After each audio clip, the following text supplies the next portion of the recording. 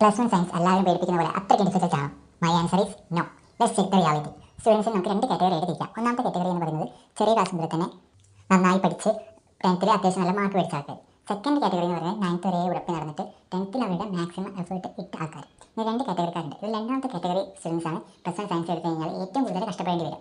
കാരണം നമ്മൾ 8-9 ക്ലാസ്സുകളിൽ പഠിച്ച പല ടോപ്പിക്കിൻ്റെ കണ്ടിന്യൂഷൻ ആണ് യഥാർത്ഥത്തിൽ പ്ലസ് വൺ സയൻസ്. ഈ 8-9 മര്യാദയ്ക്ക് പഠിക്കാത്ത ആൾക്കാർ ഈ പ്ലസ് വൺ കഴിഞ്ഞാൽ എല്ലാ കാര്യങ്ങളും പഠിക്കാൻ പുതിയതായിട്ട് തോന്നും. അപ്പോൾ അവർക്ക് കൂടുതൽ സ്ട്രെസ് ഫീൽ ചെയ്യും. അപ്പോൾ നമുക്കൊന്നും മനസ്സിലാവുന്നില്ല, ഞാനൊന്നും പ്ലസ് വൺ സയൻസ് എടുക്കേണ്ടായിരുന്നു, സയൻസ് എന്ത് ടഫാണ് എന്നൊരു ഫീലിംഗ് തീർച്ചയായും ഉണ്ടാവും. അത് നിങ്ങൾ മനസ്സിലാക്കിയേ പറ്റത്തുള്ളൂ.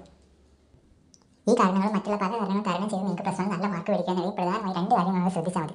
ഒന്നാമത് start your study from the beginning. തുടക്കത്തിൽ തന്നെ നമ്മൾ പഠിച്ചു തുടങ്ങാം. നിങ്ങൾ ഇപ്പോൾ തന്നെ പഠിച്ചു തുടങ്ങാൻ ഞാൻ പറഞ്ഞില്ല, അറ്റ്ലീസ്റ്റ് നിങ്ങൾ പ്ലസ് വൺ ക്ലാസ് തുടങ്ങുമല്ലോ, അപ്പോൾ മുതൽ നിങ്ങൾ പഠിച്ചു തുടങ്ങാം. ഓൺ എക്സാം കഴിയാനൊന്നും കാത്ത് നിൽക്കരുത്. അത്രയേ ഉള്ളൂ. കാരണം ആദ്യം മുതൽ തന്നെ പഠിച്ചു പോയാൽ ട്രസ്റ്റ് മീ ഗൈസ്, കാരണം നിങ്ങൾക്ക് plus one full mark easily നേടാൻ പറ്റും, ഈസിലി നേടാൻ പറ്റും. പക്ഷേ നിങ്ങൾ തുടക്കത്തിൽ തന്നെ പഠിച്ച് പോകുന്നതെന്ന് പറയുന്നുണ്ടെങ്കിലും ഓരോ പാഠത്തിന് ഇമ്പോർട്ടൻറ്റ് കാര്യങ്ങൾ മാത്രം പഠിച്ച് ആ ചാപ്റ്റർ കവർ ചെയ്തു എന്ന് വിചാരിച്ച് പോകുകയാണെങ്കിൽ ഒട്ടും പോസിബിൾ ആയിരിക്കില്ല. പക്ഷേ പാഠത്തിലെ എല്ലാ കാര്യങ്ങളും നിങ്ങൾ മിസ് ചെയ്യാതെ പഠിച്ചിരിക്കാം. അതായത് കംപ്ലീറ്റ് സിലബസ് നിങ്ങൾ പഠിച്ചിട്ടുണ്ടാകും. തുടക്കത്തിൽ തന്നെ പഠിച്ചു പോയാൽ തീരാവുന്ന സിലബസേ പ്ലസ് വൺ ഉള്ളൂ എന്നതാണ് സത്യം പറഞ്ഞ റിയാലിറ്റി. ഒരു കാര്യം നിങ്ങൾ ശ്രദ്ധിച്ചാൽ മതി, സിലബസ് കംപ്ലീറ്റ് ചെയ്യുന്നതിൽ നോ കോംപ്രമൈസ്. ദെൻ രണ്ടാമത്താണ് ഡോണ്ട് ഗിവ് അപ്പ്. ഇത് വളരെ ഇമ്പോർട്ടൻ്റ് ആയിട്ടുള്ള ഒരു കാര്യമാണ്. നിങ്ങൾ എത്ര നന്നായി പഠിക്കുന്ന ആളാണെങ്കിലും അക്കാദമിക്കലായിട്ട് ഒരു ബിഗ് ഡൗൺഫാൾ പ്ലസ് വൺ വരാനുള്ള എല്ലാവിധ സാധ്യതയുണ്ട്. പക്ഷേ നിങ്ങൾ ഒന്ന് മനസ്സിലാക്കുക, ഇറ്റ്സ് കംപ്ലീറ്റ്ലി നോർമൽ. നിങ്ങൾ ഇത്ര മാത്രം ശ്രദ്ധിച്ചാൽ മതി. നിങ്ങളുടെ ജേണി ഒരിക്കലും സ്റ്റോപ്പ് ചെയ്യരുത്. അതുപോലെ കൺസിസ്റ്റൻസി എപ്പോഴും മെയിൻറ്റെയിൻ ചെയ്യുക.